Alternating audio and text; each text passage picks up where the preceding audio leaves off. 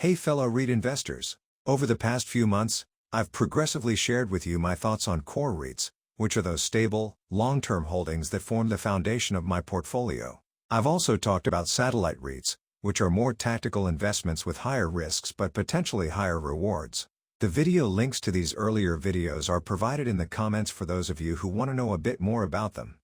Now, many of you have asked, so Uncle, how do these two work together in a coherent portfolio? What does your full REIT portfolio look like? Well, today, I'm going to show you exactly that. It has always been my intention to combine the top core and satellite REITs I've discussed earlier into a single dividend-focused REIT portfolio, which should complement each other in their risk and returns characteristics. Now, I'm not just doing this for fun or for the sake of making a YouTube video. This is my personal REIT allocation plan, which aligns with my own investment goals and preferences. I will personally move towards in the months ahead. I also plan to track its performance over time. But before we dive in, I need to make one thing very clear. This is not a recommendation for you to follow. This video is for informational purposes only and should not be taken as financial advice. The REITs mentioned reflect my personal investment approach and risk tolerance, which may not be suitable for everyone. Always conduct your own research or consult a licensed financial advisor before making any investment decisions. Alright, let's get started. How I structured this portfolio. As you know, my approach to REIT investing revolves around both stability and growth. You can call me a greedy uncle, as these two concepts may sometimes be mutually exclusive. But I think with the core satellite approach, it is possible to achieve a good balance between the two. My core REITs provide that stability. These are well-established names with stable, long-term business fundamentals, have strong sponsors and a history of delivering consistent dividends. Meanwhile, my satellite REITs add a bit more potential upside but come with more risks. These REITs could be facing some idiosyncratic risks, which may require some faith in investing in them for longer-term gains or higher-than-average dividend yields. Now, let's break down the weightage of each group in my portfolio at the high level. I have mentioned that core REITs should be around 70% of my portfolio. Satellite REITs, with their more opportunistic nature, should be around 30% of my portfolio. Why this mix? Because I want a portfolio that delivers consistent dividends while still having some upside potential. I conducted a backtest using historical data to understand how this portfolio mix reacted to past market conditions. This is not a guarantee of future performance, as market dynamics constantly evolve. The purpose is to assess trends, not to suggest that similar returns will happen again. My target REIT portfolio, final allocation. After much thought, feedback from viewers, and some copy-fueled portfolio planning, here's how I've decided to structure my target REIT portfolio. This is the mix I'm personally moving towards, balancing stability, income, and a bit of upside potential. Core REITs, 70%, the foundation of stability and growth. These are my anchor holdings, the REITs I consider solid, resilient, and reliable dividend payers. Firstly, Capital and Integrated Commercial Trust or CICT, which will form 20% of the portfolio.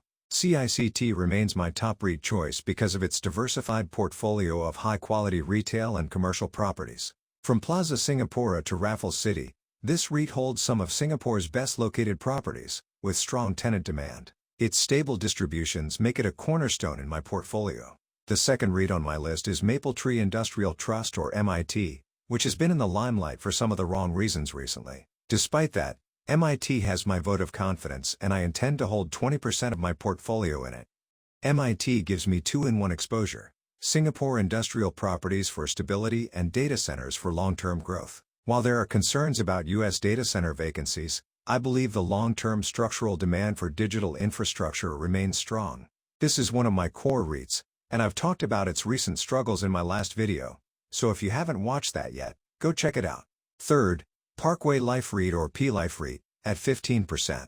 This is one of Singapore's most defensive REIT, backed by hospitals like Mount Elizabeth and Gleneagles, and a growing portfolio of nursing homes in Japan. If you want recession-proof, crisis-proof dividends, P-Life REIT has historically maintained a stable distribution profile, supported by built-in rent escalations. However, as with all investments, there are risks, and investors should evaluate whether this aligns with their own risk profile. The final REIT in my core portfolio is Capital and Ascot Trust or CLOS, at 15%.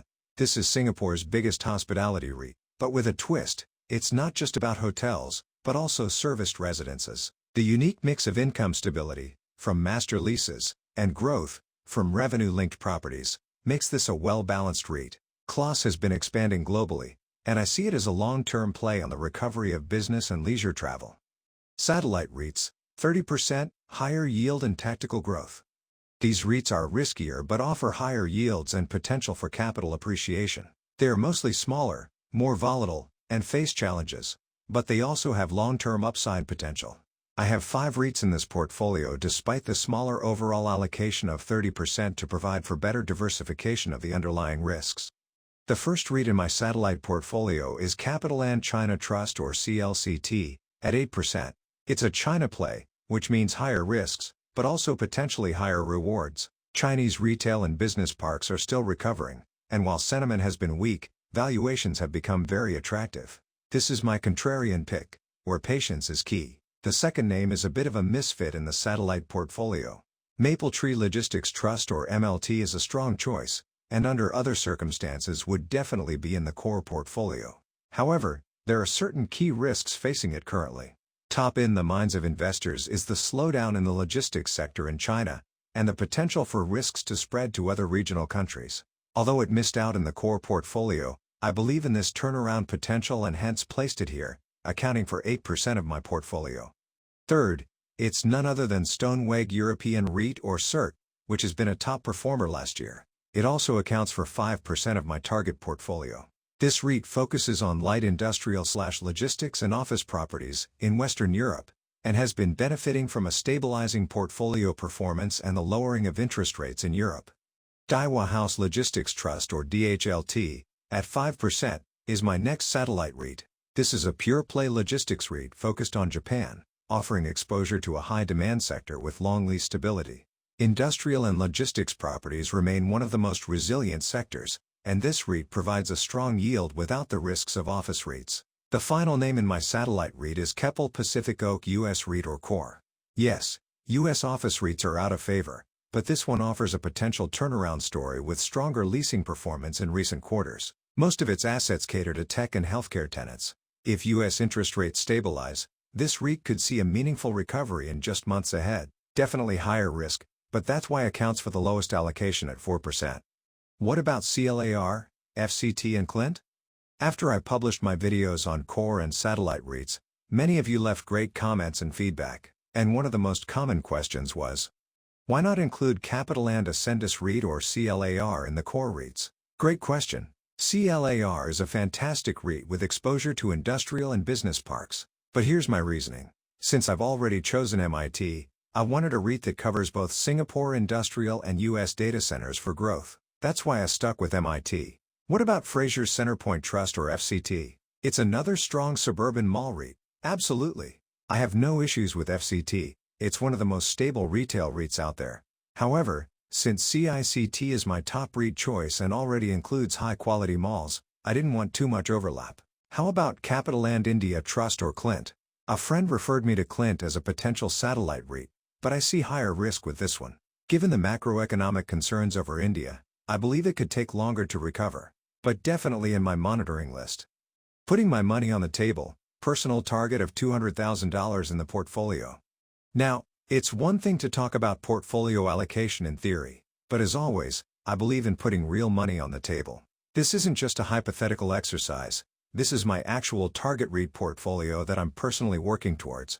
For my own investment planning, I have structured this portfolio based on my available capital and risk considerations. The actual amount will differ for every investor, based on their financial situation. For me, I've set a target portfolio size of $200,000, based on what I believe is an appropriate allocation for my investment goals for this portfolio. Translating this into dollar amounts, here's how it breaks down into. Needless to say, I'm still in the process of adjusting my allocations to this. Some positions are already close to target, such as CICT, while others will require me to gradually add more over time. For example, I may need to increase my holdings in MIT, which I think recent weaknesses might provide a good opportunity. There are also other REITs that are not in this target list that I will slowly dispose of. These include Mapletree Pan Asia Commercial Trust. At the same time, I'm not going all in or all out immediately. Given how the REIT market is still volatile, I plan to dollar cost average into these positions over time. This way, I can take advantage of potential price fluctuations rather than trying to time the absolute bottom. It is also important to stress that this portfolio isn't static. It's a living, evolving investment strategy that I'll be tracking and adjusting as needed. And I plan to publish regular updates on its performance, so we can see how it holds up over time. Backtesting the portfolio. How would this have performed from 2020? To get a sense of how this target REIT portfolio would have performed over time, I ran a backtest using historical data from 2020 to 25, year to date. Of course, past performance is not a guarantee of future returns, but looking at historical trends helps us understand how this mix of REITs would have behaved in different market conditions. The average total returns, including share price appreciation and dividends, for the portfolio range from 2% to 7% over the past few years. What was positive is that there are no years with negative returns. I want to assure you that this uncle did not go and do portfolio optimization, whereby I adjust the portfolio allocation up and down for each REIT until I get a good result to show you. Generally, I find such exercises futile as future returns will be different. Instead, my process is to select the top REITs, followed by an intuitive sense of the portfolio allocation. Then I did the backtesting. I know this is hardly scientific or mathematical, but at least the portfolio makes sense to me. Now, let's break down how the constituents of the portfolio did over the years. For 2020, the portfolio returned 5%. If you recall, this was a volatile year for REITs due to the COVID-19 market crash. While the portfolio saw significant declines early in the year, the strong recovery in the second half helped it end with a modest gain. Core REITs like Parkway Life REIT and MIT, and satellite REITs like MLT provided resilience, cushioning the hit from weaker sectors like hospitality and retail REITs like CICT and CLOS. In 2021, the portfolio returned 6%.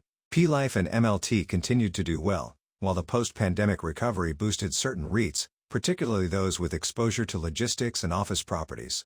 For the year 2022, the portfolio would have provided me with a 6% return, with COVID reopening benefiting hospitality and retail REITs like CLOS and CICT. Despite rising interest rates, the portfolio managed to perform well, largely supported by strong dividend yields. However, P-Life had a poor showing, as investors shifted money out of defensive REITs, showing the importance of having diversified REITs in the portfolio. In 2023, which is a tough year for REITs as high interest rates continued to weigh on valuations, the portfolio still managed to return 2%.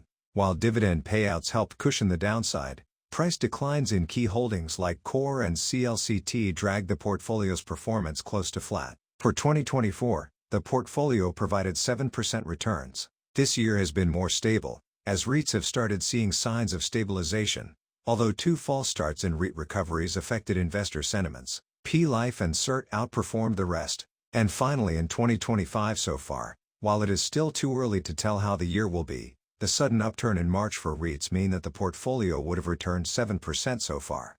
Key takeaways from the backtest. 1. Dividends provided stability. Even in weak years like 2023, dividend payouts helped offset price declines, reinforcing the importance of steady cash flow in REIT investing. 2. Sector diversification helped. While some REITs struggled in certain years, others provided balance. For instance, Parkway Life REIT and MIT remained stable when retail and hospitality REITs faced headwinds.